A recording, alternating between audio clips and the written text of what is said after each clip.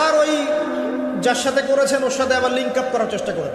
আসো আমরা জেনা করেছিলাম, আসো বিয়ে করে নিই, এটা সলিউশন না। জেনা করেছেন, আগে তওবা করে ফিরে আসতে হবে, তারপরে পুরো জীবন ইসলামিক লাইফ লিড করতে হবে। আল্লাহ যদি দেখেন যে হ্যাঁ আপনি ঠিকঠাক তওবা করে আল্লাহর পথে চলছেন, আল্লাহ তখন আপনাকে নেককার স্ত্রী দিবে ইনশাআল্লাহ। এই এই এই একমাত্র রাস্তা যুবকদের জন্য এবং যুবতীদের জন্যেও। যুবকরা না হলে পার পেয়ে যেতে পারে, কারণ একটা কথা সমাজে প্রচলিত আছে না, যে ছেলে মানুষের ইজ্জত তো সহজে যায় না, গোপন হয়ে গেছে, কেউ জানে না, আল্লাহ মাফ করে দিয়েছেন, সে হয়তো পার পেয়ে গেল। কিন্তু এই যে মেয়ে, তুমি যে 8-10টা ছেলের সাথে জেনা করেছো, তোমার ইজ্জতের কি হবে?